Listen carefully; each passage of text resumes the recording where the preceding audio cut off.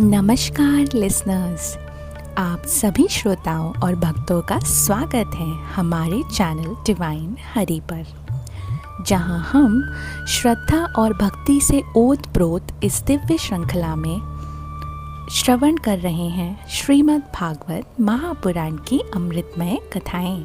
मैं हूं आपकी कथावाचक और आज हम आपको लेकर चलेंगे एक और आध्यात्मिक यात्रा पर, जहां हम जानेंगे राजा नाभि का जीवन चरित्र। ये अध्याय जहां उनके तप और भक्ति से स्वयं भगवान प्रकट हुए। यदि आपने पिछला अध्याय यानी राजा अग्निद्र चरित्र नहीं सुना है तो उसका लिंक आपको नीचे डिस्क्रिप्शन पर मिल जाएगा। कृपया वीडियो को लाइक, कमेंट और शेयर ज़रूर करें, और यदि आप हमारे चैनल पर नए आए हैं तो हमारे चैनल को सब्सक्राइब करना ना भूलें।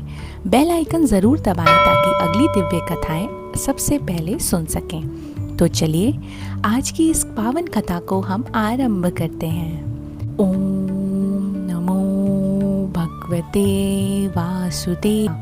राजा नाभि, जो राजा अग्निद्र के पुत्र थे, तपस्वी, धर्मनिष्ठ और परम भक्त।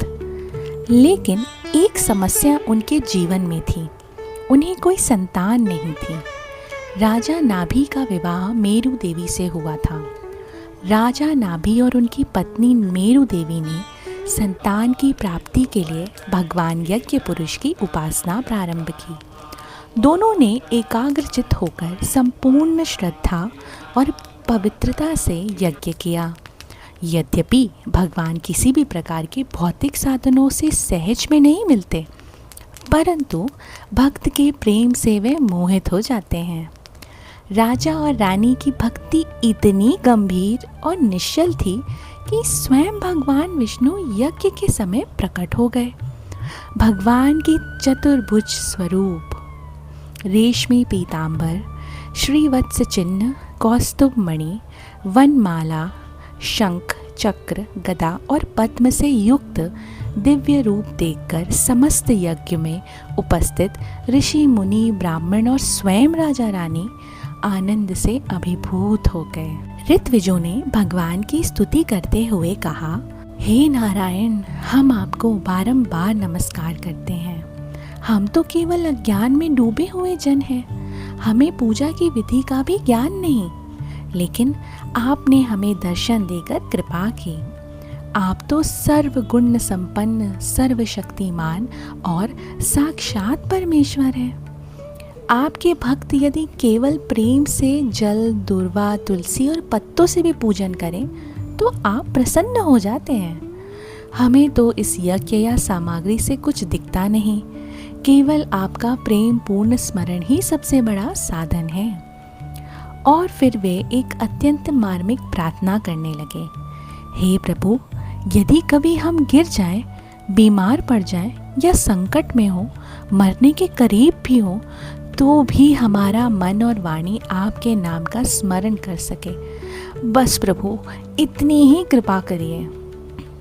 ऋषियों ने फिर राजा नाभि की ओर देखते हुए कहा, हे प्रभु, हमारे यजमान राजा नाभि आप जैसे पुत्र की इच्छा कर रहे हैं। ये सच है कि आप सब कुछ देने की शक्ति रखते हैं, लेकिन ये भी सत्य है कि माया में फंसा मनुष्य कभी कभी अमूल्य चीज़ छोड़कर तुच्छ वस्तुओं की कामना करता है।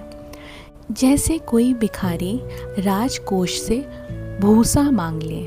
श्री नारायण मुस्कुराते हैं और कहते हैं, हे ब्राह्मणों, आपने एक कठिन वर मांगा है, मेरे जैसा पुत्र, परंतु मेरे जैसा कोई दूसरा तो हो ही नहीं सकता। इसीलिए मैं स्वयं ही राजा नाभि के पुत्र रूप में अवतरित होऊंगा, क्योंकि ब्राह्मणों का वचन कभी मिथ्या नहीं होना चाहिए। ऐसा कहकर भगवान अंतर ध्यान हो गए। कुछ समय पश्चात महारानी मेरु देवी के गर्भ से भगवान का शुद्ध सत्वमय रूप जन्म लेता है। एक तपस्वी, दिगंबर सन्यासी जैसे दिव्य पुरुष, वे ऋषियों के धर्म और सत्य मार्ग को प्रकट करने के लिए इस धरती पर अवतरित हुए। वे और कोई नहीं, ऋषभ देव जी थे। यहाँ पर हम ऋषभ देव जी को बारंबार प्रणाम करते हैं। लिसनर्स, आपने सुना कि राजा नाभि और मेरू देवी की भक्ति, उनकी निस्वार्थ भावना और भगवान की असीम कृपा ही ये अनुपम कथा है। इस कथा से हमें ये सीख मिलती है कि जब मनुष्य अपनी इच्छाओं में भी भगवत प्राप्ति की भावना रखता है तो भगवान स्वयं उसके समीप आ जाते हैं। निस्वार्थ भक्ति, पूर्ण श्रद्धा और विराग युक्त यज्ञ से भगवान प्रसन्न होते हैं। और सबसे बड़ा सत्य ये है कि भगवान को केवल प्रेम चाहिए, पदार्थ नहीं। इस कथा में छिपा ज्ञान हमें ये सिखाता है कि हम भगवान को प्रसन्न करना चाहते हैं तो भव्य यज्ञों की नहीं, निर्मल हृदय, विनम्र प्रार्थना और निरंतर स्मरण की आवश्यकता है। अगर आपको ये छोटी सी कथा पसंद आई हो तो हमारे इस वीडियो को लाइक कीजिए, कमेंट में जय श्री हरि लिखिए और शेयर करना ना भूलें। यदि आप हमारे चैनल पर नए हैं तो सब्सक्राइब करें और बेल आइकन दबाएं ताकि अगली कथा की सूचना आपको तुरंत मिले। हम मिलेंगे अगले वीडियो में एक नई कथा के साथ।